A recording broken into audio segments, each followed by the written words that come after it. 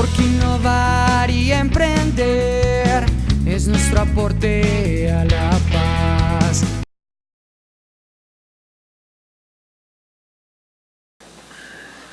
Tenemos el honor hoy de presentar en el ciclo de grandes foros de INEPAZ al profesor Fernando Velázquez,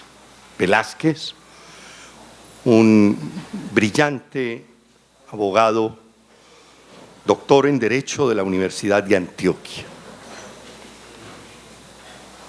El discurrir académico del profesor Velázquez es tan generoso, es tan vasto, que cometeríamos un abuso si nos refiriéramos a una sola parte, porque si fuésemos a recibir o a referir la totalidad de sus logros en cuanto a desempeños académicos, ejercicios intelectuales, libros, textos, publicaciones, conferencias, cargos desempeñados y demás, nos tardaríamos tal vez el tiempo que él tiene asignado para esta charla.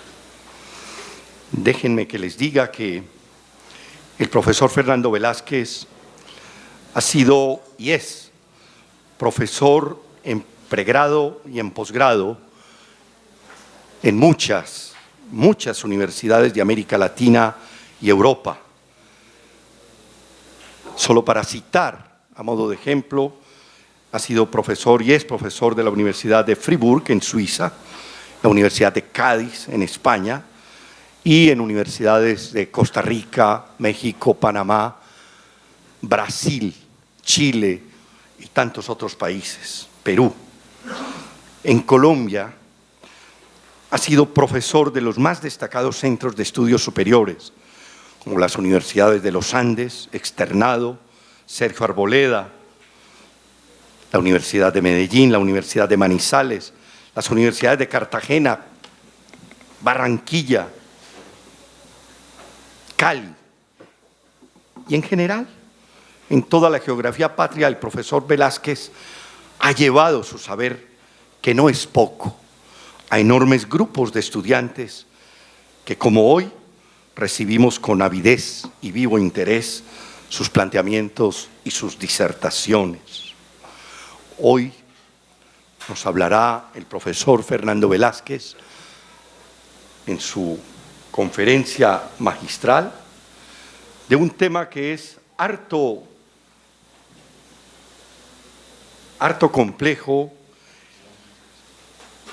harto controversial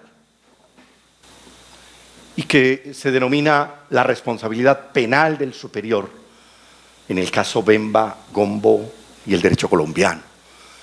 Este es un proceso de la justicia penal internacional adelantado en contra de este comandante militar. El caso es de una importancia inusitada porque hoy Colombia se apresta a enjuiciar a altos comandantes, altos dignatarios, y quisiéramos conocer, con el brillo de su palabra, profesor Velázquez, ¿qué es eso de la responsabilidad del superior? ¿Hasta dónde y cómo ella se articula? Déjenme que les diga que, además de las universidades que he mencionado, el profesor Fernando Velázquez es profesor en la maestría en Derecho Penal y Ciencias Penales de la Universidad de Externado, auxiliar coordinador y director de la revista Nuevo Foro Penal, hoy director emérito, déjeme que lo llame, profesor Velázquez, director para siempre de la revista Nuevo Foro Penal. Pero también ha sido conjuez de las salas penales de los tribunales superiores de Antioquia y Medellín, miembro del Comité Latinoamericano de la revista Pena y Estado, revista hispanoamericana con sede en Barcelona, director del área de estudios filosóficos y sociales de la Facultad de Derecho de la Universidad Pontificia Bolivariana, miembro del Consejo Asesor de la revista de Derecho Penal y Criminología, asesor en Derecho Penal de la Universidad Sergio Arboleda, director del Departamento de Derecho Penal e investigador de la Universidad Sergio Arboleda, director de la especialización de Derecho Penal de la Universidad Sergio Arboleda, profesor de la Escuela de Derecho de esa misma universidad, profesor de aquella universidad en el área de Derecho Penal Especial, miembro del comité editorial de la sección internacional de la revista de Dogmática Penal Internacional, profesor internacional, miembro del Consejo de Dirección del Portal Iberoamericano de las Ciencias Penales, asesor de la agencia alemana GTZ dentro del proyecto de apoyo a la Fiscalía colombiana y en el contexto de la Ley de Justicia y Paz, experto contratado por la Corte Suprema de Justicia de Panamá para un programa de acciones exteriores de la Comunidad Europea y capacitación de defensores, evaluador de la revista de la Facultad de Derecho de Ciencias Políticas de la Universidad Pontificia Bolivariana, miembro de consejos consultivos, directores, evaluador de bibliotecas jurídicas, miembro de consejos consultivos y de otras revistas, en fin, interminable. Pero permítame, profesor, que me refiera a usted en los términos en que Wikipedia lo hace. Porque este, que es un portal de consulta obligada a nivel orbital, dice del profesor Velázquez, entre otras cosas. Es un abogado penalista y profesor universitario colombiano. Estudió en la Universidad de Antioquia, donde obtuvo el título de doctor en Derecho y Ciencias Políticas. Fue becario de la Sociedad Max Planck y de la Fundación Alexander von Humboldt Stiftung, con sede en Freiburg, ambas en Alemania. Autor de numerosos artículos en el ámbito del derecho penal, publicados en revistas y en libros colectivos de diversos países, de decenas de ponencias presentadas en congresos de su especialidad y de libros relacionados con materias de las cuales se ocupa, entre los que deben mencionarse su derecho penal, parte general, ya lleva 3 o 4 ediciones a la fecha, editado por Temis. También ha escrito un manual de derecho penal, parte general, lleva 12 ediciones también con la editorial Temis, y con esta última editorial publicó sus fundamentos de derecho penal, parte general, edición 2017.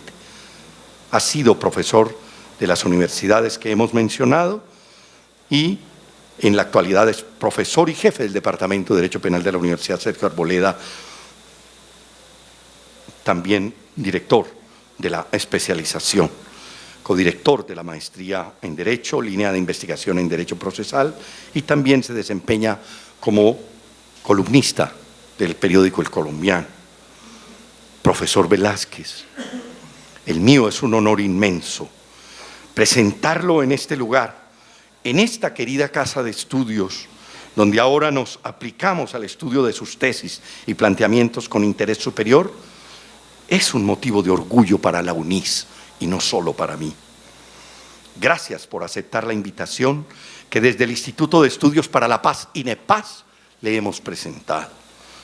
Usted, que fue mi profesor, mi mentor y mi guía en los momentos más difíciles de la vida académica, usted que me regaló el honor incomparable de dirigir mi tesis de grado cuando terminé mis estudios en la universidad, usted que guió mis pasos por la revista Nuevo Foro Penal, de la que usted es un director para siempre, de la que fue coordinador también y director en funciones. Usted colma de honor este lugar con su presencia. Gracias por su visita, gracias por su aliento a las generaciones que hoy se abren paso en la brega del derecho penal, como funcionarios, como operadores judiciales o gubernamentales o como litigantes. Bienvenido a la UNIS.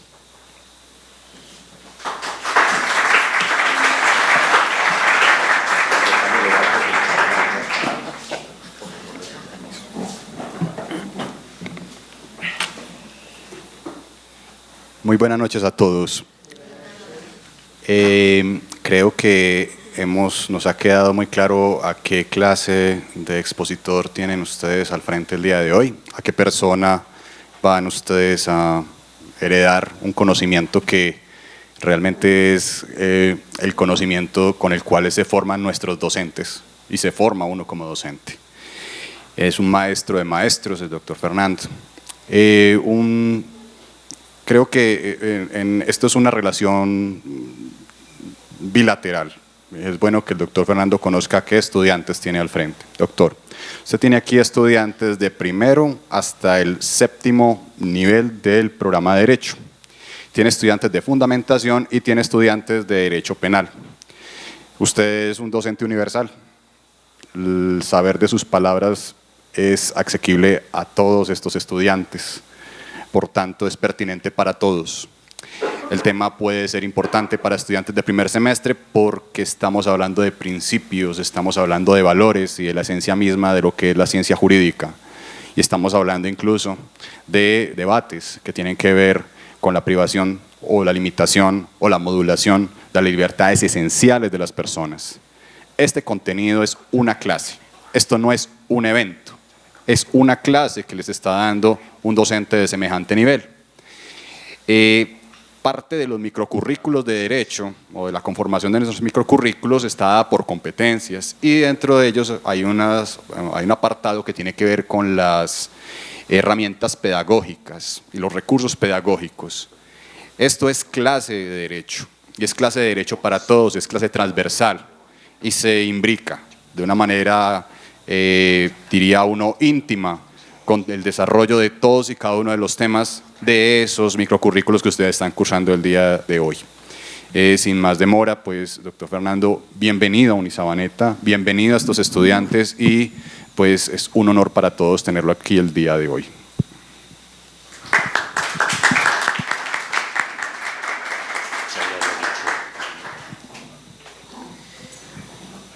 Bueno, buenas noches. Quiero, en primer lugar, agradecer la amable invitación que se me ha cursado para compartir este espacio al señor doctor Juan Rodrigo Vega, decano de la Facultad de Derecho, al doctor Guillermo Arizmendi. Mis más sentidas gracias. Y bueno, yo creo que ya es hora, después de tan inmerecidas palabras y tan abundantes, yo creo que no era necesario que entremos en materia.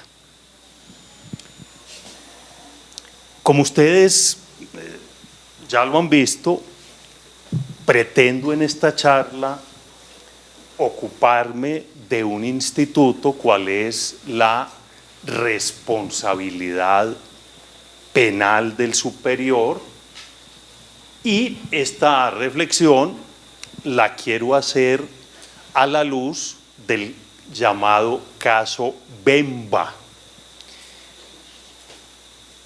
Bemba, quiero mostrarles, ya lo dijo el doctor Guillermo, era un comandante militar, político de la República del Congo. En la filmina ustedes ven la ubicación geográfica. De un lado la República Democrática del Congo y en la parte superior la República Central Africana, la República Centroafricana. Este es el espacio geográfico donde tienen lugar los hechos que van a motivar el debate del cual vamos a hablar a continuación. Ahí tienen una foto de Bemba. Él lideró el movimiento de liberación del Congo, Jean-Pierre Bemba Gombo, un hombre con formación militar, pero también con formación académica europea, además, de gran nivel académico. Bueno, hecha esta introducción,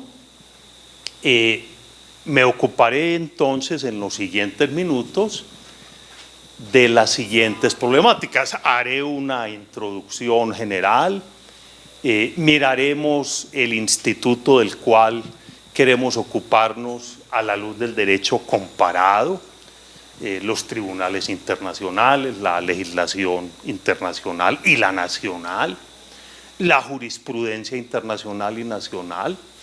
Hablaremos de la figura de este instituto que motiva la reflexión, en el caso Bemba en particular. Haremos algunos cuestionamientos de este instituto desde la perspectiva del derecho penal propiamente liberal y algún apunte criminológico y finalmente unas conclusiones que dejaré para el debate. Esta filmena nos va a ubicar muy bien en torno a los hechos que quiero que sirvan como punto de reflexión. En 1998, Bemba funda el Movimiento para la Liberación del Congo y busca derrocar al gobierno de turno en Kinshasa. En octubre de 2002, ordena intervenir en la República Centroafricana, CAR, a la cual envía 1.500 hombres. Quería prestar un apoyo al régimen allí dominante. Entre el 26 de octubre de 2002 y el 15 de marzo de 2003, los 1.500 miembros de este movimiento se desplazan a dicho país vecino y comienzan a cometer desmanes diversos. Violaciones, amenazas con arma de fuego, asesinatos a sangre fría, masacres, saqueos, destrucción de la propiedad privada, robo de elementos, destrucción de barrios enteros, toma de casas para operaciones militares e incluso el saqueo de la casa del ministro de Defensa. Unos desmanes gravísimos desde la perspectiva del derecho internacional humanitario, del derecho internacional de los derechos humanos, de lo que bellamente antes llamábamos el derecho de gentes. Pero está claro que Bemba no intervino en forma directa y personal en el territorio extranjero.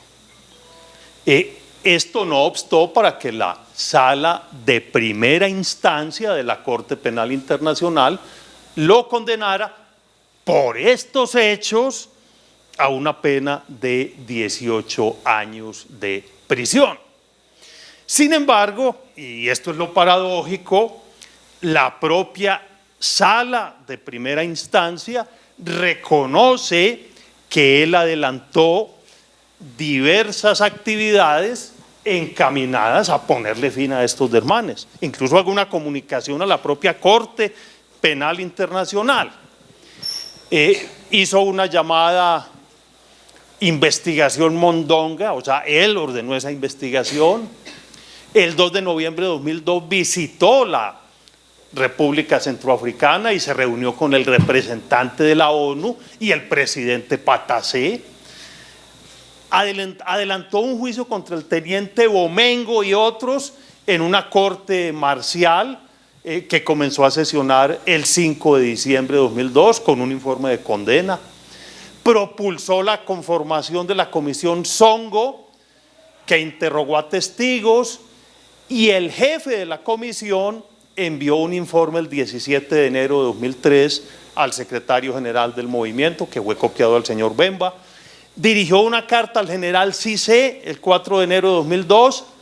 Se dirigió mediante carta al presidente de la FIDH, es una organización de derechos humanos africana, y la misma fue respondida en febrero de 2003. Pero la Corte, en su sentencia de primera instancia, que lo condenó, también consideró que Bemba había velado por el establecimiento de una misión que se llamó la misión Sibut a finales de enero de 2003, entre otras actividades. O sea, se reconoce que Bemba fue proactivo, trató de poner fin a los desmanes. La sala tercera de la primera instancia emite entonces su sentencia, pero ella es revocada en una decisión dividida por la sala de apelaciones de la Corte. Vamos a ver después por qué dividida. Fue por una mayoría de 3-2 y 2 de los magistrados que absuelven hacen una especie de aclaración de voto.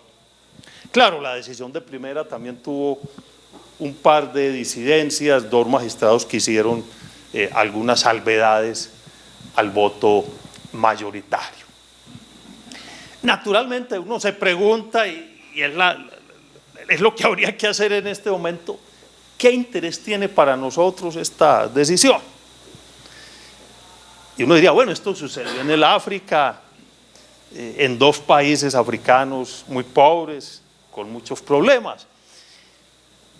Y en apariencia, pues no tendría mucho interés. Lo que pasa es que el interés nace cuando uno empieza a reflexionar sobre el instituto de la responsabilidad del mando, que también se denomina responsabilidad del superior, y nos damos cuenta que la sentencia de segunda instancia de la Corte Penal Internacional sienta en esta materia un hito fundamental que va a ser básico para entender la normativa nacional, por supuesto que también la internacional, en esta materia. Entonces vamos de la mano de estas reflexiones a adentrarnos un poco más.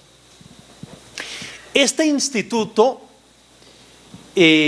ha surgido en el derecho internacional desde hace varias décadas.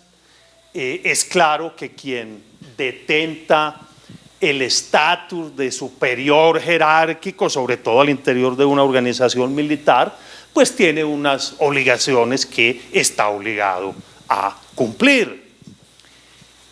Y este postulado general es el que da lugar al instituto de la responsabilidad penal del superior jerárquico. Allí van a ver ustedes citadas algunas de las decisiones de los tribunales internacionales en esta materia.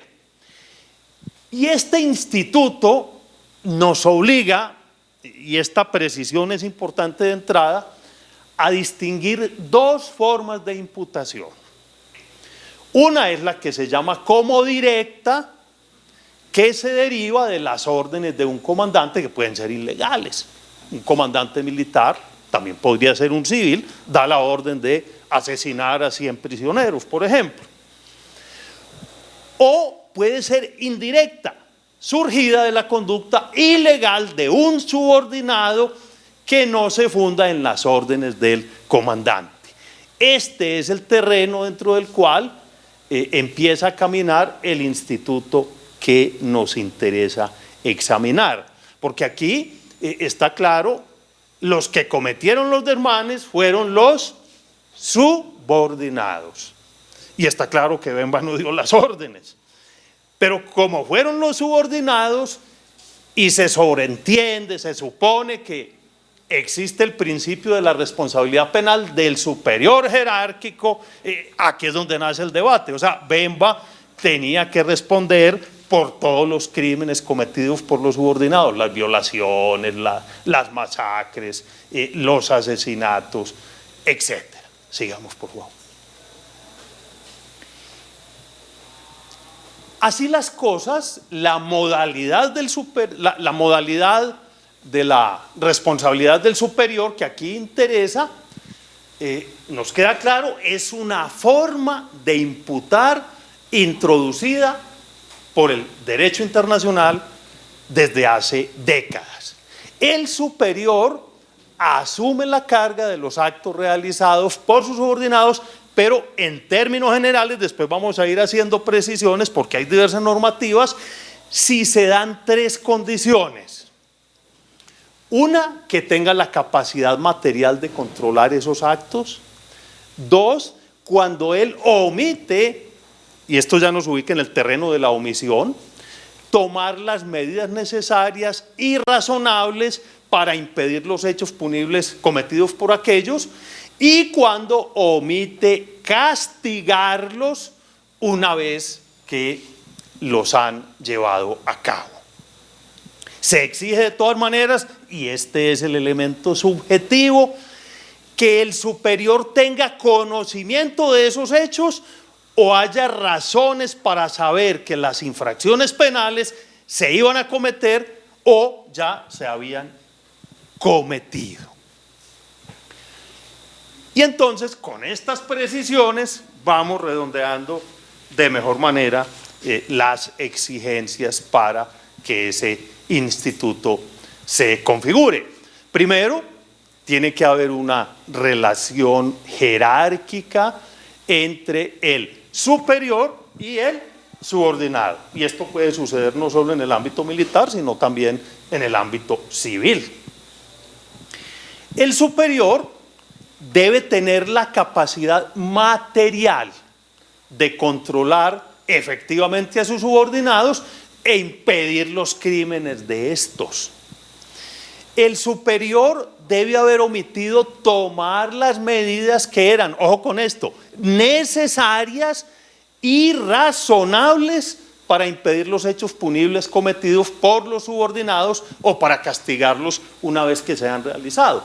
Quiero hacer hincapié en esta exigencia porque la sentencia de segunda instancia que absuelve a Bemba hace un análisis detenido de esta condición.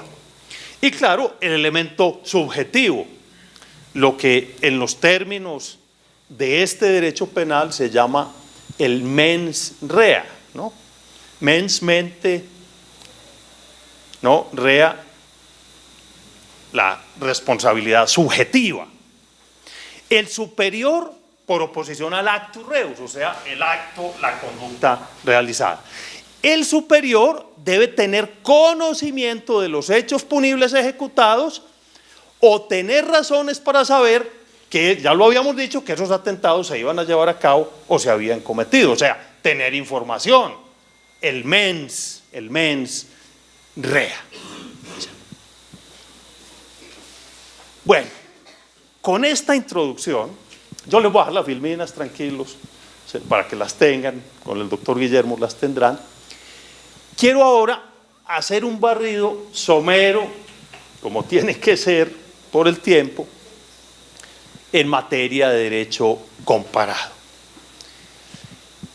El primer intento normativo para prever la responsabilidad del superior en una compilación internacional se produce a través del protocolo adicional 1 a los 4 convenios de Ginebra, que a propósito es derecho positivo, fueron incorporados, ¿cierto?, los protocolos y los 4 convenios a nuestro ordenamiento. Y ello sucede en los artículos 43, que define el concepto de Fuerzas Armadas, en el artículo 86, que señala en qué consisten las omisiones, y en el 87, que es muy importante, que consagra los deberes de los jefes. De esa normativa se desprenden las siguientes exigencias, los siguientes 3 requisitos que son básicos. Primero, es necesario que los subordinados realicen alguna infracción a los convenios ya mencionados, a los 4 convenios. Segunda, el superior debe haber conocido, vuelve el elemento subjetivo, o tenido información de la cual se infiera que una infracción a los convenios fue cometida o iba a ser llevada a cabo. Y finalmente, la omisión en tercer lugar, o sea que el superior no tome las medidas a su alcance para evitar que estos hechos tengan su realización.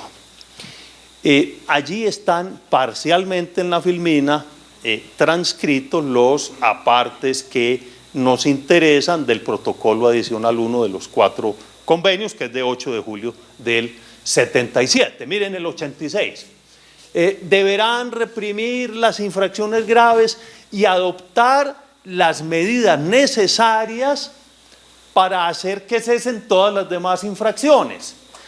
La infracción de los convenios o del presente protocolo ha sido conocida por un subordinado, no exime de responsabilidad penal según el caso a sus superiores. Y el 87, en 3 apartes, las altas partes contratantes y las partes en conflicto exigirán que los jefes militares impidan las infracciones de los convenios y del presente protocolo y en caso necesario las repriman y denuncien a las autoridades competentes.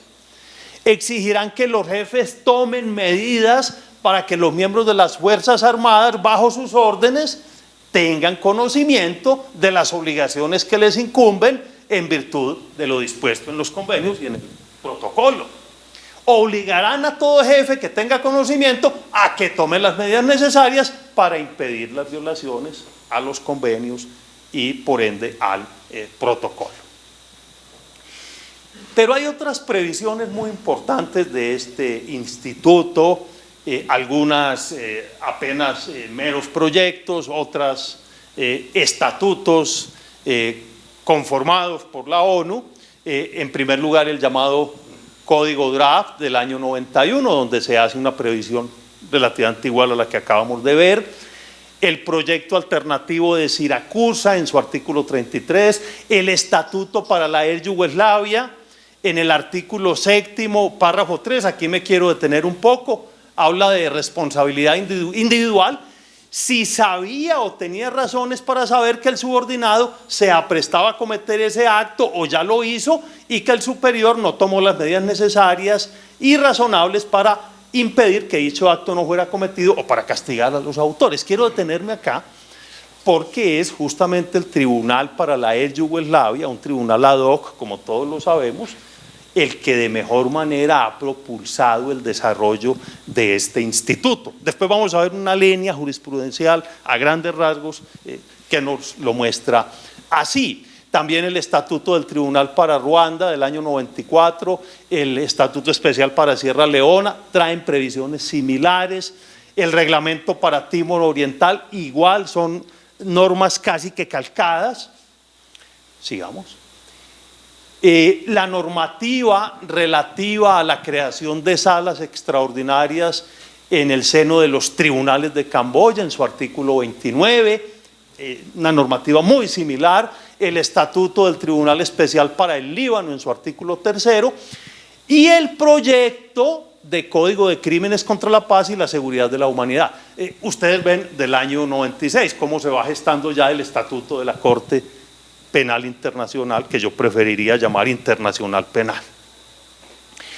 Y hablando del derecho consuetudinario internacional, hay que mencionar la regla 153 de las normas consuetudinarias en materia del derecho internacional humanitario. Miren lo que dice esa regla 153.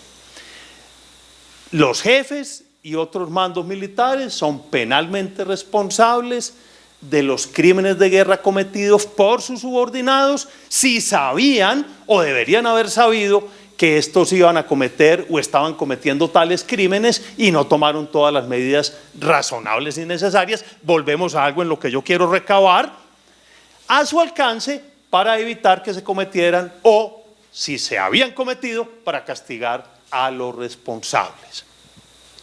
Naturalmente aparecen también previsiones en los principios básicos sobre el empleo de la fuerza y de armas de fuego por los funcionarios encargados de hacer cumplir la ley, en el conjunto de principios actualizados para la protección y la promoción de los derechos humanos mediante la lucha contra la impunidad, en la Convención Internacional para la protección de las personas contra la desaparición forzada, artículo 6, párrafo 1. Es importante mencionar esa convención porque también es derecho positivo fue incorporada en el año 2010 entre nosotros mediante ley de la República, como lo vamos a ver luego. Y llegamos ya, aquí quería detenerme, al artículo 28 del Estatuto de Roma, norma que se le aplica a Bemba, ¿cierto?, tanto en primera como en segunda instancia, que es la elaboración más acabada en esta materia. Si ustedes me lo permiten, voy a mencionar los apartes centrales de ese artículo, tanto en su literal A como en el B. Miren que en el literal A habla de la responsabilidad por actos cometidos bajo su mando y control efectivo, a condición de que el superior hubiere sabido o en razón de las circunstancias del momento hubiere debido saber que las fuerzas, piensen ustedes en los hechos que ya miramos al comienzo, que las fuerzas estaban cometiendo esos crímenes o se proponían cometerlos. Y dos, no hubiera adoptado todas las medidas necesarias y razonables a su alcance para prevenir o reprimir su comisión o para poner el asunto en conocimiento de las autoridades competentes a los efectos de su investigación y enjuiciamiento. Y luego viene el literal B que toca con civiles. Hubiere tenido conocimiento o deliberadamente hubiere hecho caso omiso de información que indicase claramente que los subordinados estaban cometiendo esos crímenes o se proponían cometerlos. La reacción es parecida, pero no igual. Los crímenes guardar en relación con actividades bajo su responsabilidad y control efectivo. Y tercero, no hubiera adoptado todas las medidas necesarias y razonables a su alcance para prevenir o reprimir su comisión o para poner el asunto en conocimiento de las autoridades competentes. El artículo 33, que también nos interesa, dice que quien haya cometido un crimen en cumplimiento de una orden emitida por un gobierno o un superior no será eximido de responsabilidad penal, salvo que estuviera obligado por la ley a obedecer esas órdenes o no supiera que la orden era ilícita o la orden no fuera manifiestamente ilícita. Váyanse ubicando en el campo colombiano. Piensen en los crímenes de los paramilitares, piensen en los crímenes también monstruosos de las FARC, piensen en los crímenes del ELN y piensen en los crímenes oficiales, piensen en los falsos positivos, por ejemplo. Solo para hablar pues de algunos crímenes, podríamos pensar también en el que se ha llamado el genocidio de la Unión Patriótica, que marca la descomposición de ese movimiento que hoy conocemos como FARC, una descomposición absoluta que ha llegado a tener unas manifestaciones que son francamente horripilantes. Pero piensen en este escenario para que vamos entendiendo, por favor, la problemática. Si nosotros partimos de esa normativa del Estatuto de Roma, acá mostramos entonces los requisitos objetivos y subjetivos que se deben reunir para que un superior jerárquico, militar o no, responda, ¿cierto?, penalmente ante la Corte Penal Internacional, naturalmente si se dan los presupuestos para que responda, porque es que no todo el que delinque responde ante la Corte Penal Internacional, entre otras cosas porque es una jurisdicción penal, si se quiere, subsidiaria. Está regida por principios como el de la complementariedad. O sea, no siempre se aplica el Estatuto de la Corte Penal Internacional. Si ustedes miran la filmina que nos habla del actus reus, de los requisitos objetivos, y aquí les puedo recomendar una lectura del más importante expositor que se ha ocupado de esta materia, el profesor Cayambos.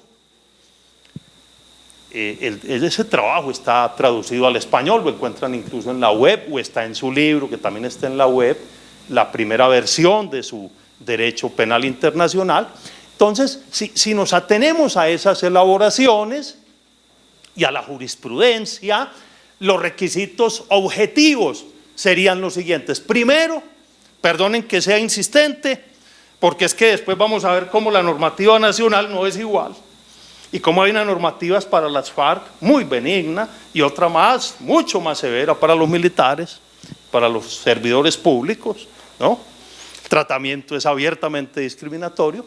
Primero, el perpetrador, el agente del delito, debe ser un militar de facto o un superior no militar, un civil, que tiene fuerzas o subordinados bajo su mando, de donde se infiere que tiene algo que es muy importante: poder de mando. Poder de mando. Segundo, el mando y control, estamos hablando del superior militar, el mando y control o la autoridad y control, cuando son ya militares o civiles, sobre los subordinados debe ser efectivo. Efectivo. Esto para el caso es fundamental. Debe existir mando o autoridad y control efectivo.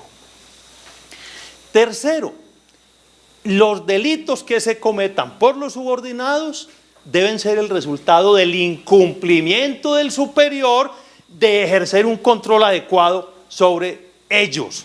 O sea, en otras palabras, hablando de categorías jurídico-penales, tiene que haber una especie de relación de causalidad, una cuasi causalidad, un nexo de imputación o un nexo hipotético e invertido, dicen algunos, aunque algunos francamente hablan de un nexo causal entre el resultado y la omisión del superior, el resultado, los resultados de ejercer el control. Se requiere que el superior no tome las medidas necesarias y razonables, miren cómo vuelve a aparecer esa expresión, y que el superior no adopte las precauciones para reprimir, para prevenir esos atentados. Vamos ahora a mirar el mens rea, o sea, los requisitos subjetivos, ¿no? El superior militar o el no militar debe haber sabido, o sea, debe haber tenido un conocimiento que se asimila a lo que en teoría del delito denominamos dolo directo de segundo grado. Recuerden el artículo 22 del Código Penal. Segundo, el superior militar, esto es para el superior militar, hubiere debido saber, o sea, se trata de una, si se quiere, de una ignorancia negligente, que podría ser consciente o inconsciente, aunque la doctrina entiende que este componente se ha de entender, aquí cae ambos, en el sentido de que el superior debe poseer información que le permita concluir que los subordinados están cometiendo o están a punto de cometer los crímenes.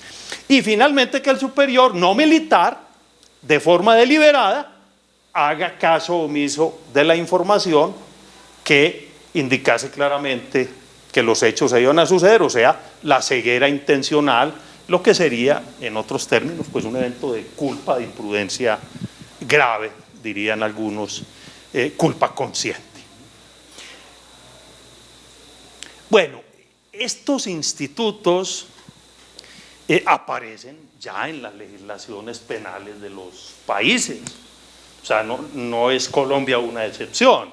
Si ustedes consultan el Código Penal alemán, encontrarán que en la legislación penal alemana incluso hay un código penal especial para regular todos estos crímenes. Gracias.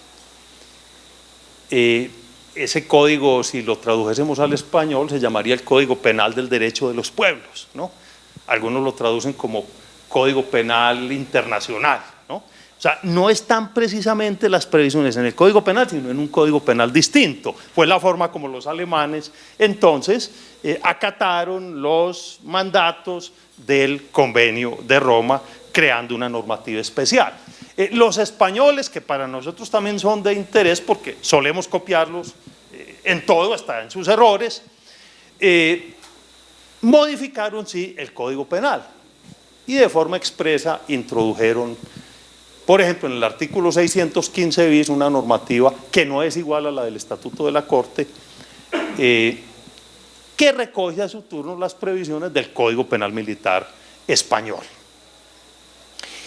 Y siguiendo con las previsiones, entonces, ya les había mencionado la Convención de Desaparición Forzada, que entre nosotros es la ley 1418 de 1 de diciembre de 2010, en cuyo artículo 6, literal B, se dice que el superior haya tenido conocimiento de que los subordinados, bajo su autoridad y control efectivos, estaban cometiendo o se proponían cometer un delito de desaparición forzada, o haya conscientemente hecho caso omiso de informaciones que lo indicase claramente. Y luego dice, no haya adoptado todas las medidas necesarias y razonables, se vuelve a insistir en esa exigencia a su alcance, para prevenir o reprimir que se cometiese una desaparición forzada, porque estamos hablando de los delitos de desaparición forzada.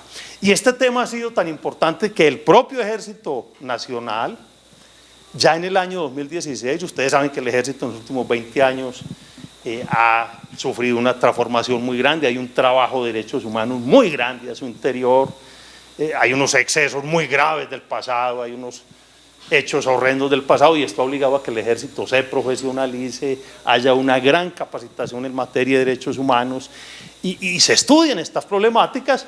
Entonces, el Ejército, en el Manual de Derecho Operacional Terrestre, consignó lo siguiente: el comandante sabe de la comisión de un ilícito y no toma las medidas necesarias y razonables para prevenirlo. El comandante tiene razones para saber que se va a cometer un acto ilícito. El comandante no sabe del ilícito, pero después de ocurrido no toma las medidas necesarias para garantizar su investigación penal y disciplinaria. Esto ya, miren, en el año 2016, en las páginas 14 y 15 de ese manual, que lo encuentran en la web, está en la página del Ejército, pero fácilmente lo pueden bajar. Y bueno, vamos llegando al terreno donde yo quería conducirlos, terreno muy escabroso y muy difícil, el que toca con el que se ha llamado nuevo acuerdo final con las FARC de 24 de noviembre de 2016. Y yo voy a hacer un apunte que ya es público, lo he hecho públicamente, que ni es nuevo, ni ese acuerdo, ni el final, porque fue un contrato por adhesión que se firmó, ¿no?, en La Habana, donde 20 personas, parte de ellas extranjeras, se sentaron a cambiar los rumbos del país durante las próximas décadas.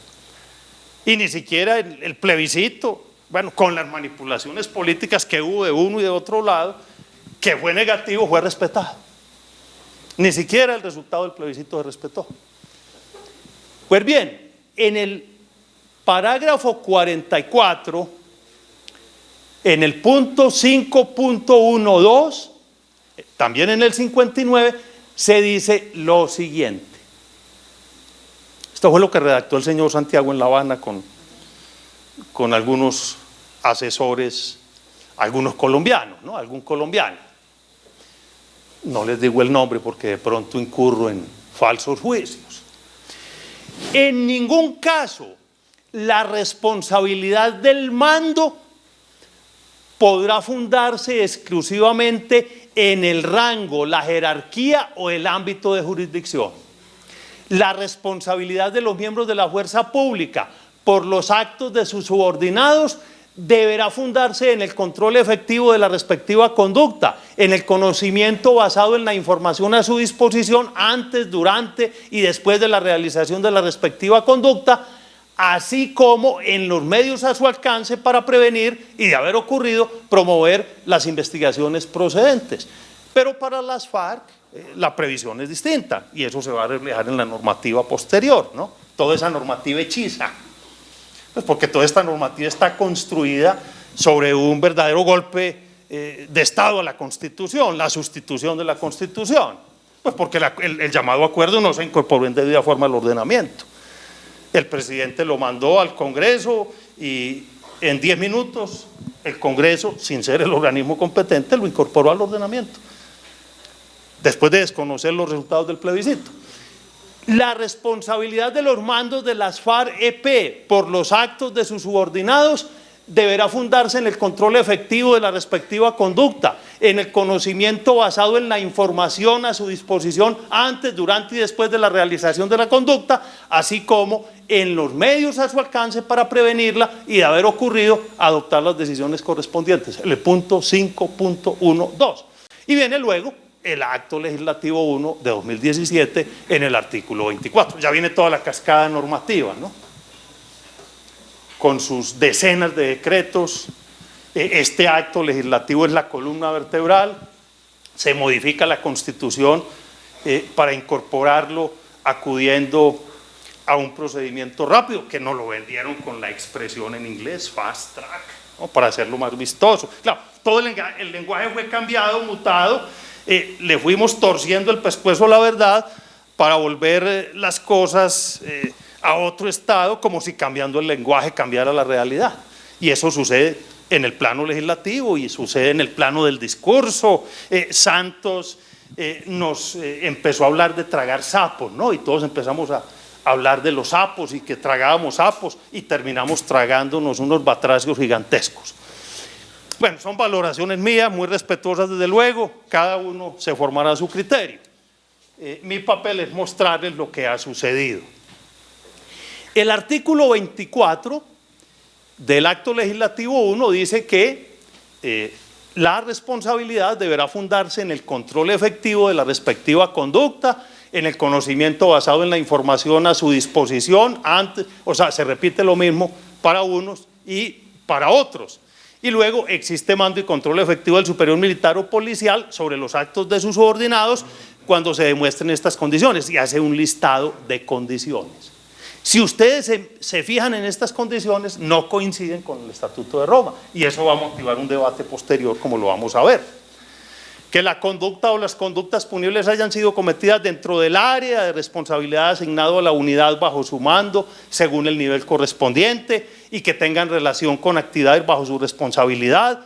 Que el superior tenga la capacidad legal y material de emitir órdenes, de modificarlas o de hacerlas cumplir.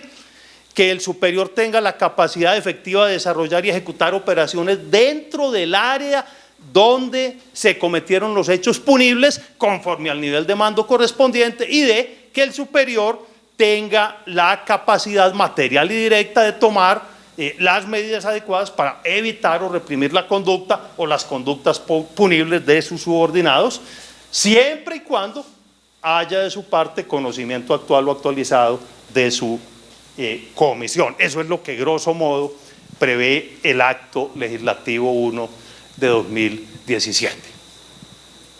Cuando se debatía ante la Corte Constitucional este acto legislativo 1, bueno, todavía no lo era, estaba sometido a control previo, automático y único, ¿no? Así dice la Constitución. Claro que ahora resulta que ya no es único, ya no es uno, sino plural, ya no es anterior, sino posterior. No, me estoy refiriendo a lo que acaba de suceder con un proyecto que vamos a mencionar enseguida, que es el proyecto de reglas de procedimiento y prueba de Código de Procedimiento Penal para la JEP, ¿no? Lo que ha dicho la Corte Constitucional la semana pasada, ¿no? Esto es una cosa loca, es como si estuviésemos en un museo de arqueología jurídica, donde las cosas más inverosímiles se van acumulando, ¿no?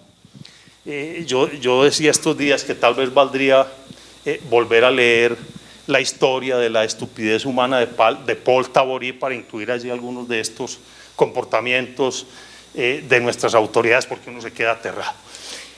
Entonces, cuando se debatía esta normativa ante la Corte Constitucional, la fiscal de la Corte, la señora Bensouda, mandó un escrito de amicus curiae,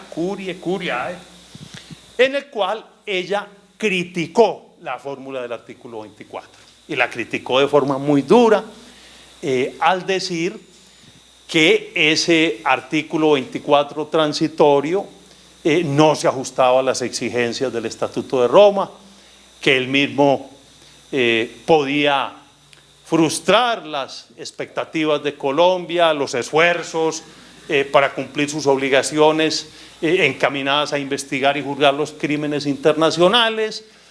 En fin, una serie de consideraciones muy duras que hace esta fiscal, que apenas es la fiscal, no es la Corte, pero es la fiscal de la Corte Internacional Penal, y que finalmente la Corte Constitucional no tuvo en cuenta.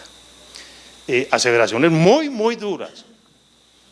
Y ella recuerda que Colombia está en estudio desde el año 2004, que el caso colombiano está en examen desde el año 2004, y que con esta fórmula, dirá ella, se está potenciando la impunidad. Pero fue desatendida, no fue escuchada. También la Comisión Internacional de Juristas hizo manifestaciones parecidas en otro amicus curiae, muy parecidas a las que acabamos de mencionar, y llegamos a la comillas ley, que no es ley, ¿no? Que todo el mundo llama ley, pero no es ley, al proyecto de ley estatutaria de la JEP.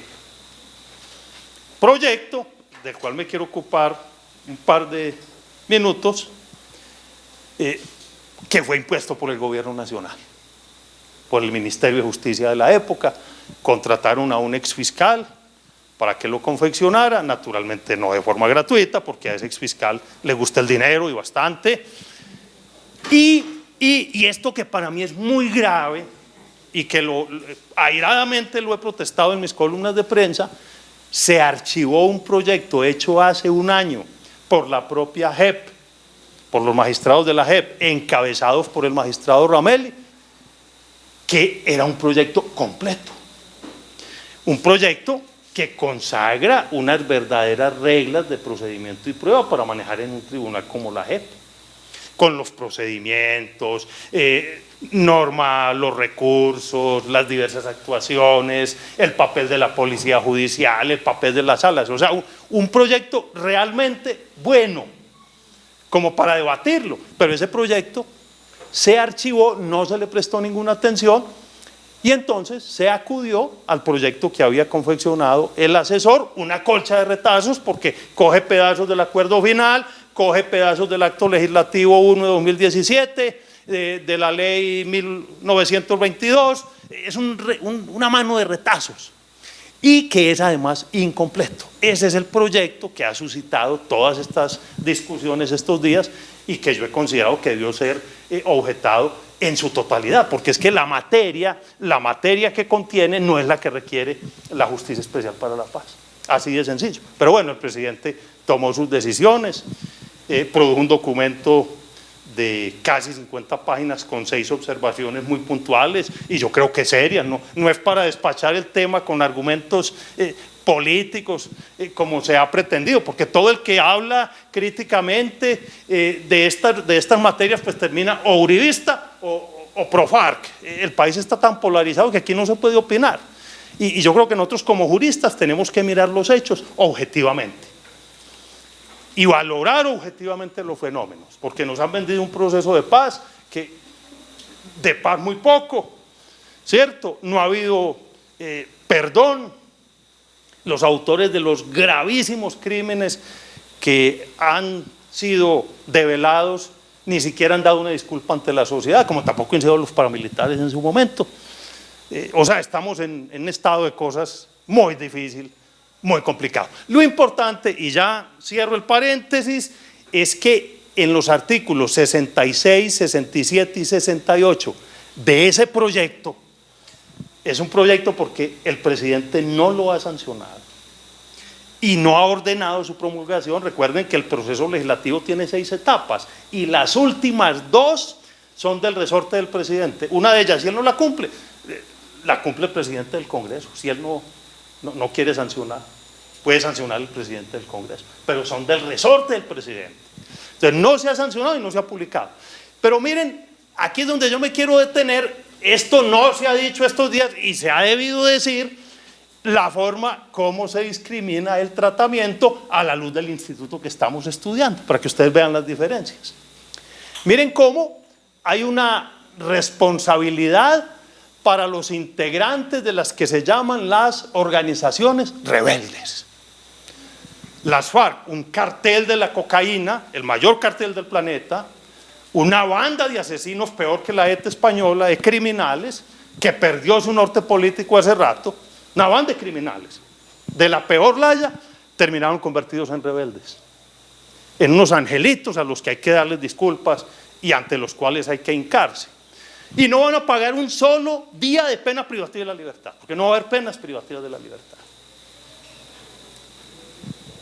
Pero miren, respecto a la responsabilidad de los integrantes de las FAREP, se tendrá en cuenta como referente jurídico todo el listado: el derecho internacional humanitario, el derecho internacional de los derechos humanos y el derecho internacional penal y el Código Penal colombiano, siempre con aplicación de la norma más favorable. La JEP tendrá en cuenta la relevancia de las decisiones tomadas por la anterior organización que sean pertinentes para analizar la responsabilidad. Responsabilidad de los mandos de las FAREP. Miren ustedes, la responsabilidad de los mandos de las FAREP por los actos de sus subordinados deberá fundarse en el control efectivo de la respectiva conducta, en el conocimiento basado en la información a su disposición antes, durante y después de la realización de la respectiva conducta, así como, bueno, este conector está muy mal empleado, así como que es como una puerta en media manga, en los medios a su alcance para prevenirla y de haber concurrido a adoptar las decisiones correspondientes. La responsabilidad del mando no podrá fundarse exclusivamente en el rango o la jerarquía. El lenguaje utilizado pues es un lenguaje, no es el castellano que nosotros hablamos, es un lenguaje cubano, ni más ni menos. Siéntense ustedes a estudiar el llamado acuerdo, el contrato por adhesión como yo lo llamo, y la redacción no es el castellano nuestro, no es siquiera nuestra. Y dice, se entiende por control efectivo de la respectiva conducta la posibilidad real que el superior tenía de haber ejercido un control apropiado sobre sus subalternos en relación con la ejecución de la conducta delictiva, tal y como se establece en el derecho internacional. Y después viene la responsabilidad para los miembros de la fuerza pública. Aquí, entonces, nos remiten al capítulo 7 del Acto Legislativo 1 de 2017, unas condiciones distintas. Aquí, una fórmula. Si se puede hablar de garantismo, en este caso una fórmula garantista, abierta, aquí una fórmula estricta. Para los unos hay penas privativas, para los otros no. Claro, yo no es que me alegre que haya penas privativas, porque también me parece desastroso que criminales que han cometido hechos tan graves, lo mismo que los paramilitares, terminen purgando unas sanciones privativas que son mínimas, exiguas. Crímenes que en la legislación ordinaria tienen penas de 60 años, pues terminan con unas penas simbólicas de 2 a 5 años. Gravísimo también. O sea, tenemos que ser muy objetivos, ¿no? Pero ya hay un tratamiento desigual que no gusta, porque es que si estamos en un proceso que se llama de paz, pues tiene que haber diálogo y encuentro, y a las partes hay que darles un tratamiento que se asemeje, que por mucho que lo llamemos asimilado no lo es. Y aquí se ve, sigamos por favor, con toda claridad. Bueno, ya vamos avanzando. Ahora los quiero pasear un poco por el debate en el ámbito de la jurisprudencia internacional y nacional. Este tema ha sido ya muy debatido, por favor. Y quiero empezar por los antecedentes. Estos dos señores que ven aquí son Tomoyuki Yamashita y Koki Hirota, fueron condenados a pena de muerte en su momento, por los mismos hechos o por hechos parecidos a los que hoy estamos juzgando, sin fórmula de juicio. Pero claro, esto ocurrió en el caso de Yamashita el 4 de febrero de 1946. Estábamos en el inicio de la construcción de la doctrina de la responsabilidad del mando. Él no tenía control sobre sus tropas, estaba incluso incomunicado, pero le imputaron todos los crímenes cometidos por sus subordinados. Y en el caso de Hirota, condenado a morir en la horca, murió en la horca. La única evidencia que lo vinculaba con los crímenes se relacionaba con las atrocidades en Nankín en diciembre del 37 y en enero y febrero del 38. Y como ministro de Relaciones Exteriores recibió informes de esas atrocidades después de la entrada de las fuerzas japonesas a Nankín.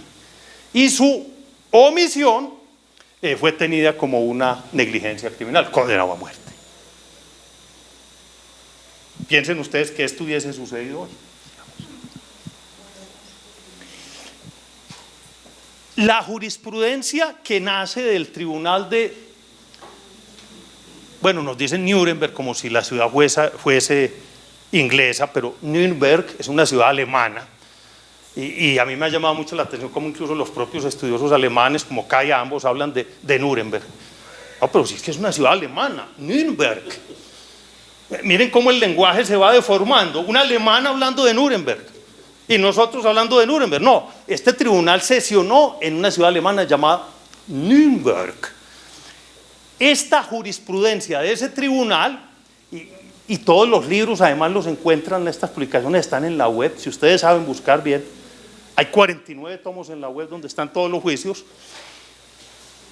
Desarrolló por primera vez este tribunal un estándar general al exigir que el superior debía tener un conocimiento efectivo o bien debía tener conocimiento. Incluso con estas decisiones se extendió por primera vez a los civiles la responsabilidad por el mando.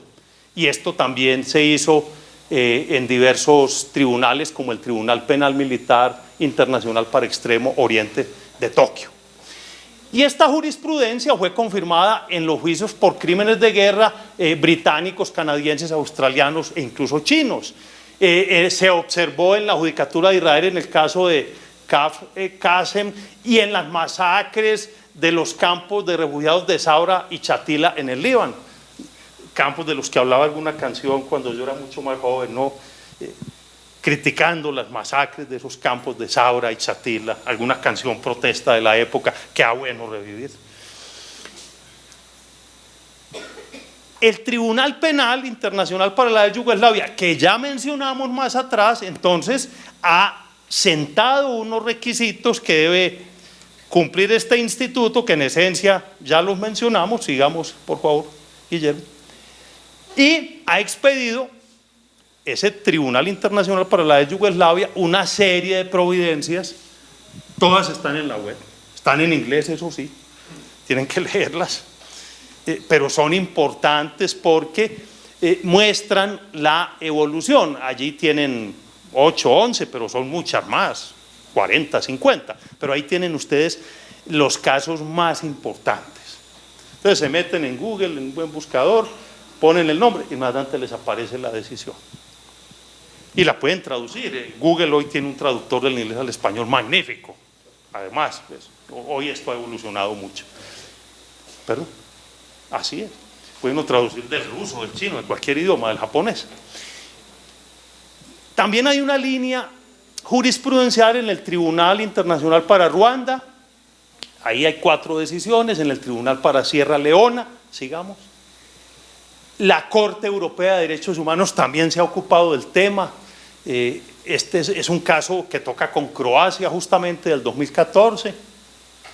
Y por supuesto la Corte Penal Internacional, yo diría internacional penal mejor en el caso Bemba, en las diversas decisiones que se refieren al asunto. O sea, no solo la sentencia condenatoria de primera instancia, sino, fíjense ustedes, cuando la Sala Preliminar 2 confirmó los cargos contra él el 15 de junio de 2009, ¿no? Y por supuesto, lo que dijo la Corte al emitir la sentencia absolutoria de segunda instancia, por favor. En Colombia, también nuestros tribunales se han ocupado de estas materias. Quiero recordarles que ya desde el año 2002, la Corte Constitucional, cuando revisó la ley 742 de 2002, en esa sentencia C-578, que incorporaba el Estatuto de Roma, habló expresamente de esta figura. Ahí está en parte la transcripción de lo que dijo la Corte Constitucional. Miren, ya es del 2002, hace 17 años. Sigamos. La sentencia C-674 de 2017, que con algunas leves declaratorias de inconstitucionalidad declaró ajustado al ordenamiento, cosa pues que yo no hubiera hecho si fuese magistrado, si hubiese sido magistrado, porque evidentemente toda esta normativa es espuria.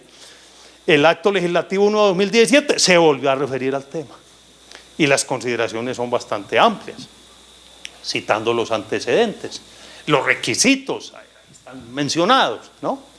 Sigamos. Y llegamos a una decisión muy curiosa, muy curiosa. La Corte Suprema de Justicia, a través de su Sala de Casación Penal, conoce en este caso de una sentencia en tratándose del sometimiento de paramilitares. Y sentencia que además incurre en unos yerros preocupantes. Confunde esta figura con la autoría mediata, empieza por advertir que esta figura, o autoría mediata como la llamaremos en adelante, ¿cierto?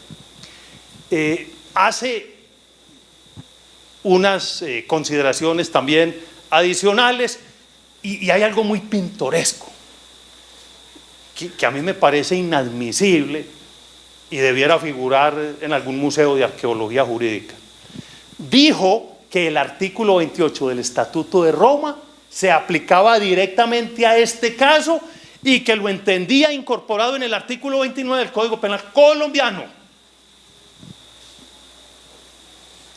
Unos magistrados que parecen no han estudiado nunca el derecho internacional, que no saben cómo se incorporan al ordenamiento los tratados internacionales. Aberrante, ¿cómo así que el artículo 28 está incorporado en el artículo 29 del Código Penal colombiano? Una cosa es que el Estatuto de Roma está incorporado al ordenamiento y se aplique en atención a los principios que rigen en esta materia de forma residual, etcétera, cuando no se dan ciertas condiciones. Pero llegar a afirmar, como lo hace esa sentencia, que ese artículo 28 hay que entenderlo metido en el texto del artículo 29 en materia de autoría y participación, pues hombre, hay un abismo terrible. Eso es un prevaricato. Por lo menos cuando yo estudiaba y ejercía la profesión, la empecé a ejercer hace 40 años, a eso lo llamábamos prevaricato. Y un juez de esos era un prevaricador, hoy es magistrado de la Corte. Esa sentencia es muy grave, ojalá y la consulten, está en la web, la bajan muy fácil. Bueno, llegamos ahora, brevemente, voy casi llegando al final, a la figura en el caso Bemba. Ya hemos hecho diversas consideraciones al respecto, apenas voy a resumir un poco, para que concluyamos. En la sentencia de primera instancia, les dije, hubo dos magistrados que expresaron una opinión diversa, que fueron la magistrada Silvia Steiner y el magistrado Ozaki. La sentencia es del año 2016, de marzo, los escritos de ambos tienen esa fecha, y ella en su escrito se ocupó de manera detenida de los alcances de las expresiones como resultado del artículo 28A y del deber de ejercer control apropiadamente contenidos en el mismo artículo 28, y también se ocupó de la problemática del umbral de causalidad. Tres temas que motivaron su reflexión. Y el magistrado Ozaki estudió el alcance de la expresión como resultado de su incapacidad para ejercer el control adecuadamente, de la cual habla el artículo 28 del Estatuto de Roma, señalando que de allí se derivan tres problemas, que son estos, que requieren una construcción hermenéutica adecuada. Ya están debatiendo sobre el caso Bemba. Uno, si esa cláusula va adherida en forma correcta a la responsabilidad criminal del comandante o a la comisión de los crímenes, evento en el cual él es de la opinión de que se requiere un nexo, ojo esto para Bemba, entre la falla del comandante al ejercer el control de manera adecuada y la comisión de los crímenes. 2. Aborda el alcance de la frase ejercer control de manera adecuada y su relación con el artículo 28A2 y cree que esa parte puede leerse como diseñado para abarcar este deber más amplio y constante por parte de los comandantes, en cuya virtud el alcance de las medidas variará según los roles y funciones específicos del comandante, dice, en cuestión. Esto para Bemba importante en la segunda instancia. Y alude a la expresión como resultado de que, según él, exige una conexión causal entre la falla de control y los crímenes cometidos. La sentencia de segunda instancia, firmada por 5 magistrados, 3 en favor de la absolución, 2 de ellos aclaran voto, 2 salvan el voto. Estoy utilizando la terminología nuestra. La sentencia está en inglés, no ha sido traducida. Bueno, la tenemos ya prácticamente traducida al español, pero no ha sido traducida oficialmente. La sentencia es clara al afirmar que no está de acuerdo con lo dicho por la sala de primera instancia, cuando en el párrafo 734, es una sentencia muy grande, afirmó que el acusado no tomó todas las medidas necesarias y razonables a su alcance para prevenir o reprimir la comisión de los delitos. Lo dice en el párrafo 166. Y entonces entiende la sentencia que la conclusión de la sala de primera instancia no fue razonable debido a que estuvo contaminada por errores graves. Eso dice la sentencia de segunda instancia. Y entonces afirma: el alcance del deber de tomar todas las medidas necesarias y razonables está intrínsecamente relacionado con la capacidad material de un comandante para prevenir o reprimir la comisión de delitos o para someter el asunto a las autoridades competentes para su investigación y enjuiciamiento. Esto es una traducción, les repito, libre. Señaló que una evaluación de si un comandante tomó todas las medidas necesarias y razonables debe basarse en consideraciones sobre los crímenes que el comandante sabía o debería haber sabido y en qué momento. Y añadió que, a pesar del vínculo entre la capacidad material de un comandante para tomar medidas, que está directamente relacionado con su nivel de autoridad, y lo que razonablemente se esperaba que hiciera, un comandante no está obligado a emplear todas las medidas imaginables dentro de su arsenal, independientemente de consideraciones de proporcionalidad y viabilidad. El artículo 28, dice la Corte, solo exige que los comandantes hagan lo que sea necesario y razonable según las circunstancias. Es que la sentencia de primera instancia dijo que Bemba no había hecho todo lo que era razonable, pero sí hizo un listado de todas las cosas que había hecho Bemba. Entre ellas una comunicación denunciando los hechos ante la propia Corte. Imagínense ustedes. Entonces, claro, la segunda instancia fue muy dura con las valoraciones probatorias, pero muy dura a la hora de valorar este requisito. Y reivindicando el principio de culpabilidad, y esto es muy importante para el caso colombiano, muy importante, dice que el artículo 28 no consagra una forma de responsabilidad penal objetiva. O sea, a Bemba lo condenaron en primera instancia, acudiendo a la proscrita, como decía el Código Penal viejo, responsabilidad penal objetiva. Los comandantes pueden hacer un análisis de costo-beneficio al decidir qué medidas tomar, teniendo en cuenta su responsabilidad general de prevenir y reprimir los delitos cometidos por sus subordinados. Los hallazgos abstractos sobre lo que un comandante podría haber hecho teóricamente son inútiles y problemáticos, sobre todo porque son muy difíciles de refutar. Corresponde a la sala de primera instancia demostrar en su razonamiento que el comandante no tomó medidas específicas y concretas de las que disponía y que habría tomado un comandante razonablemente diligente en circunstancias similares y no es responsabilidad del acusado demostrar que las medidas que tomó fueron suficientes. Entonces concluye que uno de los elementos de la responsabilidad de mando en el artículo 28 no fue establecido adecuadamente y que Bemba no puede ser responsable bajo esta disposición por los crímenes cometidos y que en cada caso es necesario establecer todos y cada uno de los requisitos de la figura, tanto de índole objetiva como subjetiva.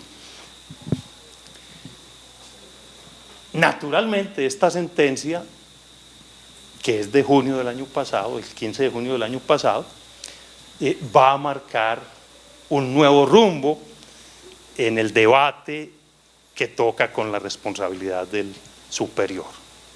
Fue muy dividida, sí, pero es una sentencia al fin y al cabo absolutoria, es la primera sentencia que profiere la Corte en esta materia, la primera sentencia de segunda instancia, y claro, para Colombia ustedes ya entenderán los alcances de la misma, porque es que aquí estamos responsabilizando a los comandantes de cualquier manera y estamos haciendo de entrada unas discriminaciones que no tienen razón de ser. Bueno, voy redondeando ya, voy llegando al final, yo sé que están ya cansados, sobre todo pues también yo, ya un viejito de 64 años.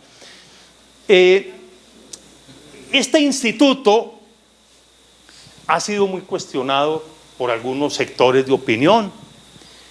Se afirma que con la responsabilidad penal del superior, pese a que se busca atacar una actividad criminógena de los poderes de tipo político y terrorista en el ámbito mundial, que es loable, se puede incurrir en discriminables y odiosas formas de responsabilidad objetiva. Se dice que es importante que haya un marco eficaz en el ámbito del derecho internacional humanitario para perseguir estos hechos y que por ello se pretende vincular como responsables a los comandantes que ignoran las actividades que tienden a degradar o deshumanizar a civiles o prisioneros y que los tribunales internacionales se muestran dispuestos a sancionar penalmente a los superiores que ignoran las condiciones de deterioro dentro de las unidades debido a la grave corrosión del orden. En fin, dicen estudiosos importantes, muy escépticos con esta construcción, que si bien en los comienzos fue una verdadera bala de plata para la fiscalía de los tribunales ad hoc, Yugoslavia, Ruanda, etc., también es cierto que sus alcances son muy limitados y entonces creen preferible darle cabida a otras figuras como la empresa criminal conjunta, que dicen que tiene un mayor cubrimiento, este instituto desarrollado por el Tribunal Internacional para la Yugoslavia. Y un autor tan representativo como Sheibas dice en el año 2007 que esta figura ofrece muchas de las mismas ventajas al fiscal como las de la responsabilidad del superior, pero sin la necesidad de establecer la relación superior-subordinado. Es una figura más amplia. Bueno, conclusiones. El instituto que hemos examinado desvertebra las categorías dogmáticas tradicionales en materia del concurso de personas en el delito e introduce una figura nueva que se rige por unos principios distintos, tanto que lleva hasta la responsabilidad penal objetiva si no se aplica en forma debida. El hecho de que en estas normativas nacionales e internacionales se plasmen fórmulas generales como las que acabamos de mencionar, evidencia que también el principio de legalidad en su prohibición de indeterminación, principio de taxatividad o determinación, resulta afectado. La tercera conclusión es que las exigencias patrias, las nacionales, son más laxas, si se quiere más garantistas que las foráneas, porque buscan evitar condenas con base en la mera responsabilidad objetiva, pero también porque buscan dar un tratamiento diferente a unos y a otros. Hablo de los trenzados en el combate, ¿no?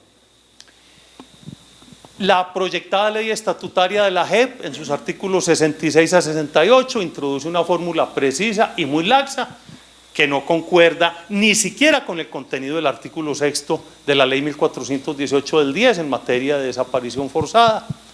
Es así muy cercana a las normativas internacionales. La sentencia de segunda instancia del caso Bemba en contra de una jurisprudencia internacional mayoritaria, porque era la jurisprudencia de todos los demás tribunales ad hoc también, y del querer de la propia Fiscalía de la Corte, que se mostró muy enojada, incluso protestó de manera bastante grosera ante la Corte con unos escritos muy salidos de tono, afirma que este instituto no se puede aplicar con base en formas de responsabilidad objetiva y con claro desconocimiento del principio de culpabilidad. La decisión de la Sala de Apelaciones entonces es muy importante cuando apliquemos las normativas colombianas sobre la materia, porque ella deja en claro que por lo menos uno de los principios cardinales del derecho penal, no puede ser pisoteado. Cobran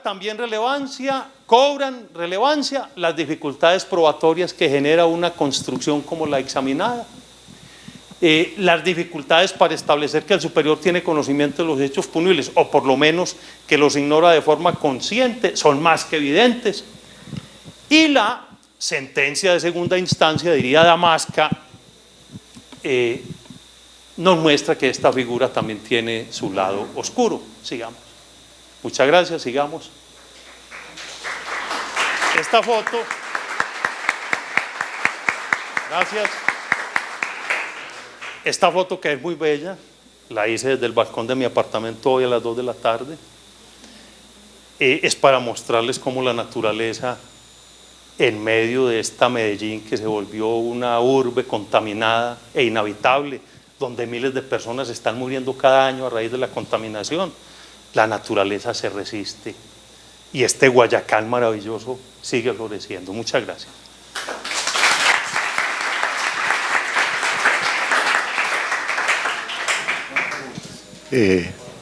Quisiera saber si hay algunas inquietudes puntuales para el profesor Velázquez. Entendemos que se trata de una disertación sobre un hecho altamente problemático, altamente controversial, y él ha entrado en la candela ofreciendo también una posición respecto de lo que ocurre en Colombia, lo que del caso Bemba toca a Colombia, porque muy pronto habrá de ser debatido en los estrados judiciales. ¿Alguna pregunta del auditorio? Así quedaron de aburridos. Yo solo quisiera para... por favor. Sí, ya. Grabado. No, tranquilo, doctor. Ya, ¿Quién alzó la mano? sí. Allá, atrás. Atrás. Muy puntuales. Nuestro profesor Freddy tiene una pregunta. Gracias, decano.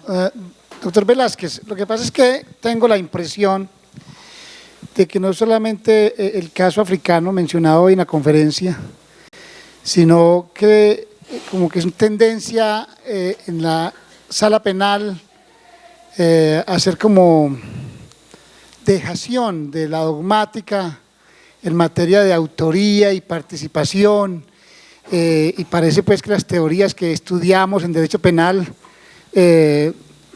y finalmente la norma positivizada en los artículos del Código Penal parece que van por un lado y la dogmática por otro y la jurisprudencia por otro, y entonces la pregunta es ¿qué hacer con esos pronunciamientos de la Corte en la sala de casación penal? ¿A dónde es que vamos? ¿Qué seguimos enseñando? ¿Qué seguimos aplicando? Porque yo pues como que quedo... Bueno, yo durante 40 años me he dedicado a la enseñanza del derecho penal, lo he hecho con mucha pasión. Aquí tienen uno de mis más queridos alumnos. Les diría que esto no nos debe hacer sentir defraudados, por el contrario, esto enriquece nuestra tarea. Hay que seguir enseñando derecho penal, hay que seguir adelante con la prédica ética ante todo, con la lucha por los principios liberales. Nos educaron en el seno de un derecho penal liberal. Somos institucionalistas porque defendemos el Estado de Derecho. En mi caso, el Estado de Derecho social y democrático, me defino como un liberal. no soy conservador, tampoco propicio otras ideas no afines a estas, pero soy muy respetuoso desde luego de todas las ideas, porque lo primero que tenemos que hacer es entender que para poder hacer la paz en un país como Colombia nos tenemos que respetar. Esta polarización tan grande en todos los campos de la vida nacional y en el caso del derecho penal, en el caso del estudio de la dogmática jurídico-penal, con posiciones en un sentido, en otro, tiene que desaparecer. Yo creo que todos nos podemos entender si hablamos como seres humanos. No podemos entender al otro, al que piensa distinto, como si fuese una sabandija a la que hay que pisotear. Porque es que esa es la lógica en la que estamos inmersos. El que piensa distinto a nosotros es una sabandija y hay que matarlo, hay que acabarlo porque piensa distinto. Naturalmente lo que se ve en el seno de las altas cortes, que también se reproduce en las diversas instancias, es fruto de la mala formación académica de nuestros jueces, magistrados y fiscales. La formación hoy es paupérrima. No se estudia teoría del delito. Se confunden conceptos elementales. Uno ve magistrados con 40 años de experiencia en la vía judicial confundiendo un juicio de tipicidad con la tipicidad, confunden el tipo penal con la norma penal completa. Dicen que los tipos tienen consecuencias jurídicas. No, un tipo no tiene consecuencias jurídicas, un tipo es un supuesto de hecho. Y cuando empiezan a citar autores extranjeros, pues cometen todos los yerros imaginables. Citan a Roxin como si Roxin fuese un camarada de ellos con el que dialogan a diario y tergiversan sus teorías como quieren. O citan al nefasto Jacobs con su derecho penal del enemigo, ¿no? Para justificar decisiones que toman en contravía del derecho positivo. La de 5 de diciembre es un buen ejemplo. Una decisión que violenta el derecho positivo, que violenta el ordenamiento jurídico patrio. Entonces, ¿qué hacer? No defraudarnos. Esto fue lo que elegimos. Esto es lo que nos gusta. Nos tenemos que morir luchando por nuestros ideales, enseñando cada vez con más ahínco el derecho penal, creando entre los jóvenes inquietudes, invitándolos a que se construyan mejor como profesionales, como académicos, pero sobre todo como seres humanos. Yo aquí, y su pregunta que es muy buena pregunta, me lo permite, voy a repetir algo que he dicho en muchos escenarios. El abogado es como un sacerdote. Al sacerdote le entregan una parroquia para que adelante la tarea espiritual de ayudar a sus fieles. A nosotros nos entregan otra parroquia, que es el Estado de Derecho, y nuestra tarea es velar por el Estado de Derecho. ¿Cómo velamos? Pues si nos toca enseñar derecho penal, enseñemos derecho penal. Si nos toca ejercer la profesión, ejerzamos la profesión con dignidad, con altura, con ética, con transparencia. Peleemos por el Estado de Derecho. Si no lo podemos hacer así, no servimos para ser abogados, dediquémonos a otra cosa. Entonces, somos sacerdotes, nuestro sacerdocio es ese. Y esto hay que hacerlo con amor. Una frase que se atribuye a Goethe, también se le atribuye a Nietzsche, la he encontrado en Hojas de hierba de Walt Whitman, dice que, a idea no a texto, aquel que camina 3 leguas sin amor, camina envuelto en su propio sudario hacia la sepultura. O sea, todo lo que uno haga en la vida hay que hacerlo con amor. Y por supuesto con dolor, porque este país nos tiene que doler mucho. Entonces no nos desanimemos, para adelante, perseveremos, estudiemos mucho. Gracias.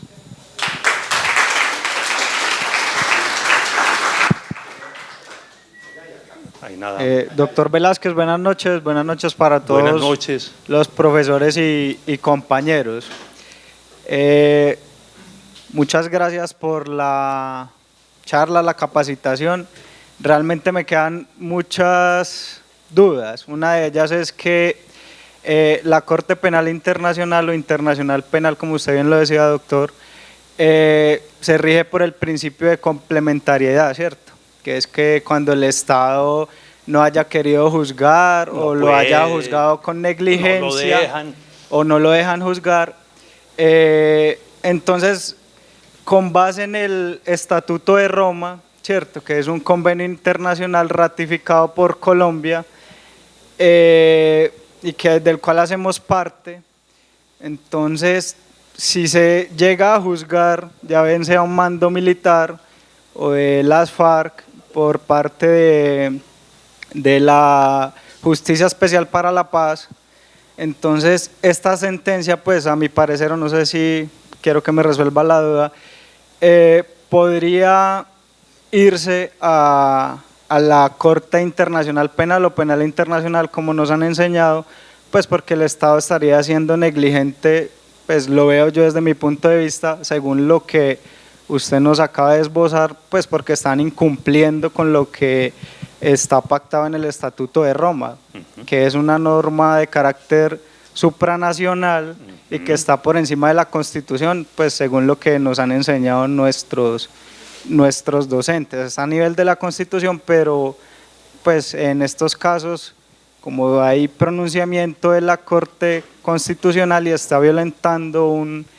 convenio internacional, pues entonces me queda esa duda, que una vez empiece ella a juzgar a militares, exmilitares o a los señores de las FARC, entonces van a ir estos casos o terminarán muchos de ellos en la Corte Penal Internacional. Y lo otro es que pues a nosotros nos enseñan, y es algo que me ha quedado a mí y estoy muy agradecido, del derecho internacional, ¿cierto? Este control de convencionalidad que se debe hacer tanto en las acciones constitucionales como lo debe hacer el legislador, los magistrados, pero vemos que en este caso no se está haciendo y no se está teniendo en cuenta las recomendaciones del personal de la Corte Penal Internacional. Muchas gracias, doctor. A ustedes. Bueno, son dos preguntas, ¿no? La segunda, en torno al control de convencionalidad, merece una precisión. La fiscal Bensouda no es miembro de la Corte propiamente, ella no es magistrada, ella es la fiscal de ese tribunal, ¿cierto? Entonces no hay que confundir el papel del fiscal de un tribunal con el tribunal mismo. Bueno, el vicepresidente del tribunal también ha estado en Colombia y ha sentado algunas posturas, pero yo creo que sí tiene usted razón, en este campo ese control al que usted alude se debiera llevar a cabo. En eso pues me parece que usted tiene toda la razón. En relación con lo primero, pues hay que decir que también hay hechos políticos que marcan las decisiones de estos tribunales internacionales. Si usted me pide mi opinión, yo creo que la Corte terminará conociendo de muchos de estos casos. Porque es que, miren, yo me hago estas reflexiones. No es posible que un crimen como el de los 11 diputados, no es posible que un crimen como el cometido en Arboledas Caldas, donde miembros de las FARC se tomaron el comando de policía, dieron de baja a los policías en combate y después degollaron a los policías y borrachos jugaron con sus cabezas 4 horas, para poner otro ejemplo, quede impune. O hablemos del crimen de los cilindros en el Chocó contra el templo donde estaban refugiados los civiles. Esos son crímenes atroces. O sea, no es posible que crímenes de esa monta, y estoy mencionando 3 o 4, no estoy mencionando tantos. La Fiscalía de Montealegre inventarió más de 120.000 crímenes internacionales cometidos por las FARC, que esos crímenes no tengan siquiera una mínima pena privativa de la libertad, porque es que no hay pena privativa de la libertad. Y yo no sé, crímenes como los de los falsos positivos, que van a terminar con penas de 2 a 5 años. Mapiripán, aunque en el caso de Mapiripán pues se han cometido también excesos, se condenó a un general que no tenía jurisdicción, ni siquiera jurisdicción en relación con esa población. Yo estudié ese caso de manera muy detenida y me quedé aterrado al hacer el estudio. Creo que el señor fue condenado infamemente. A otros pues se les ha condenado muy bien condenados, pero ese es un caso infame, lo condenaron por portar el uniforme. O los crímenes del ELN, los de los paramilitares. Es que la violencia en este país es infinita, unos crímenes gravísimos, bueno, en el caso de los paramilitares con unas penas si se quiere, sustitutivas de 5 a 8 años, por lo menos alguna pena privativa en el seno de una justicia de transición. Pero es que los crímenes de las FARC, sin un solo día de pena privativa de la libertad, con otro grupo de sanciones, y allí la imaginación fue pródiga, diseñaron, no sé, 50 sanciones distintas, pero ni un solo día de pena privativa de la libertad. Yo creo que eso no lo tolera el derecho internacional. Y tarde que temprano los tribunales internacionales tendrán que intervenir también para juzgar a otro tipo de personas, incluso funcionarios. El expresidente Santos, por ejemplo, juzgado en su momento, procesado por la justicia ecuatoriana por un crimen cometido en territorio ecuatoriano, donde se dio de baja, saben ustedes, a más de 30 personas, entre ellas a un comandante de las FARC. Ese fue un crimen internacional gravísimo. Gravísimo, no por ser la víctima principal Reyes, es que también murieron jóvenes mexicanos de otros países que los tenían allí adoctrinándolos. Es un crimen gravísimo, se cometió en territorio extranjero. Santos no solo fue procesado en un comienzo, luego lo desvincularon. Santos era el ministro de Defensa en el periodo en el cual más falsos positivos se reportan, no solo en el ministerio de Santos, y Santos tendrá que responder, y el presidente de la época también. En estos casos tendrán que responder, creo yo, todos ante la justicia internacional penal, si es que ésta realmente va a actuar. Es pues lo que yo creo, es lo que veo, lo que avisoro, sobre todo cuando leo los escritos de la señora Bensouda. Tendría que ser así, porque no va a haber en Colombia verdadera justicia en muchos de esos casos. Y quiero irme un poco más atrás, porque es un crimen atroz también el de la Unión Patriótica, cuando las FARC intenta conformarse como partido político. Ustedes están muy jóvenes y no les tocó, pero ese es un crimen también atroz. 3.500, 4.000 personas vinculadas con esa agrupación o simpatizantes fueron sistemáticamente eliminadas. Compañeros míos de aula universitaria con los que me sentaba en la Escuela de Derecho asesinados. Y podría aquí recordar sus nombres, todo porque eran miembros del Partido Comunista.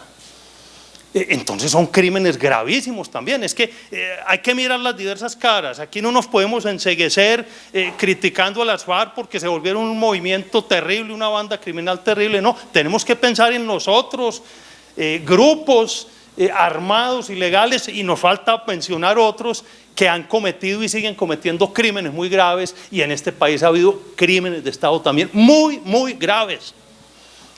Y la justicia internacional tendrá que, si la colombiana no lo hace, ya sabemos que no lo va a hacer en parte o en buena medida, tendrá que intervenir. Eso es lo que le puedo decir, pero bueno, es una mera apreciación de una persona que examina, mira estos fenómenos con honda preocupación. Los miro sin tinte político, porque no milito en ninguno de los partidos políticos en Colombia. Tengo, por supuesto, mi postura política, tengo mis ideales políticos, pero no milito como para que se pueda decir que es que soy afín a una u a otra dirección ideológica. Porque ustedes tienen que saberlo, Colombia es un estado con una conformación muy grave, con una clase política corrupta, con un establecimiento que tiene a este país sumido en la pobreza.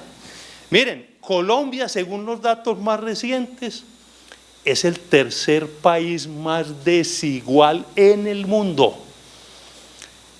Por encima de nosotros están solo 2 países, Haití y Angola.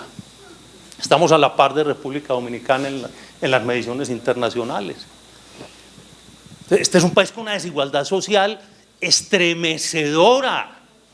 Salgan de aquí, de Unisabaneta, de todo este poco verde que queda del Valle de la Aburrá, y vayan a Bello, a los barrios más pobres de Bello, vayan a las comunas de Medellín para que vean hambre. O a Cartagena, no vayan solo a la zona turística, visiten las 2/3 partes de la ciudad para que ustedes vean pobreza de verdad. Es que no hay ni tugurios, no hay nada, no hay servicios públicos, no hay nada, no hay techo. Nuestros tugurios por lo menos tienen servicios públicos. Los barrios pobres nuestros son reyes cuando se les compara con los barrios pobres de otras ciudades. En Bogotá, vayan ustedes al sur de Bogotá para que vean pobreza. O sea, nosotros también tenemos que ser conscientes de que vivimos en un país muy desigual. Y como abogados no podemos pensar en llenar nuestras arcas, no podemos ejercer la profesión pensando solo en las chequeras, no. Tenemos un compromiso social muy grande.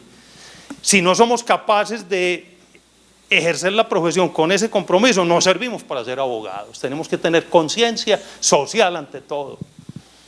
Entonces, todos estos fenómenos hay que mirarlos a la hora de valorar este tipo de situaciones. Gracias por sus dos preguntas. Una última pregunta, no Sí. queremos abusar más de su generosidad.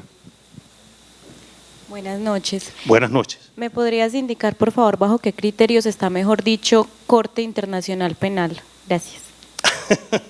Que no penal internacional. Bueno, el debate yo lo he planteado en uno de mis libros y toca con un tema metodológico propiamente y es el atinente a la denominación de la rama del derecho internacional que se debe ocupar de esas materias.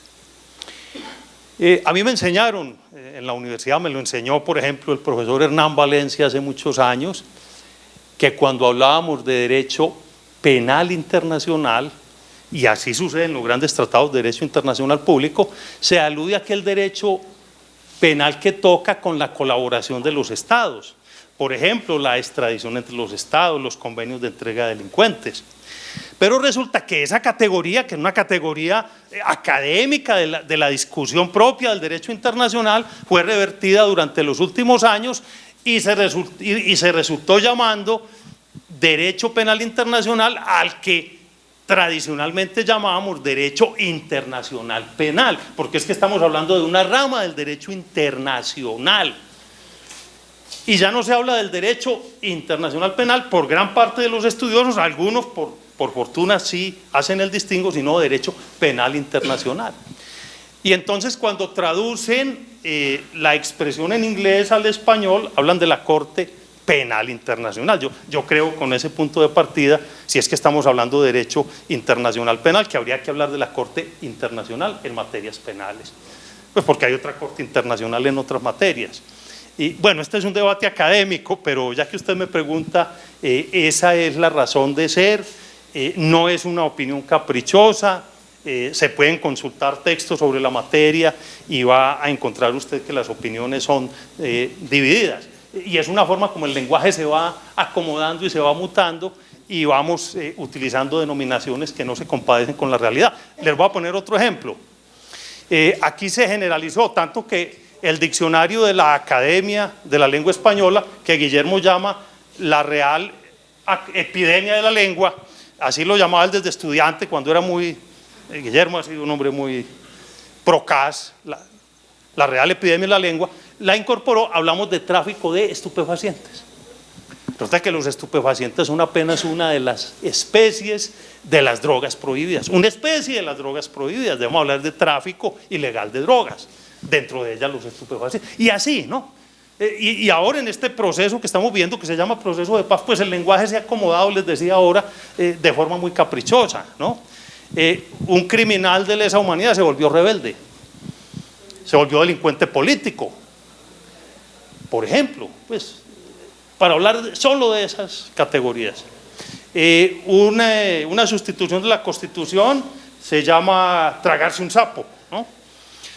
Y se hizo toda una campaña mediática para acomodar el lenguaje e ir acostumbrándonos a todos a las transformaciones que se avecinaban y que no fueron impuestas a la fuerza. Entonces, con esto quiero redondear, yo creo que Colombia requiere un proceso de paz, un verdadero proceso de paz, no para conseguir Nobeles de la paz, ni para favorecer a los amigos. Colombia requiere un profundo y verdadero proceso de paz que nos permita a los colombianos sentarnos aquí, no en La Habana, a dialogar y a sacar el país adelante, porque vamos cuesta abajo. Y hay que decirlo con mucho dolor, todos los días nos precipitamos más al abismo, nos consolamos diciendo que no estamos como en Venezuela, pero yo quiero decirles que estamos peor que en Venezuela, porque en Venezuela ya saben lo que les pasó, nosotros no sabemos qué nos va a pasar. Muchas gracias. Doctor,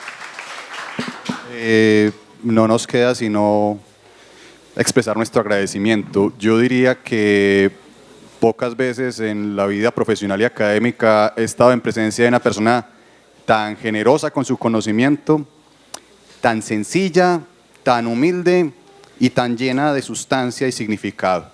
Es un verdadero privilegio para estos estudiantes y estos docentes haber contado con su presencia en esta aula, en esta alma mater.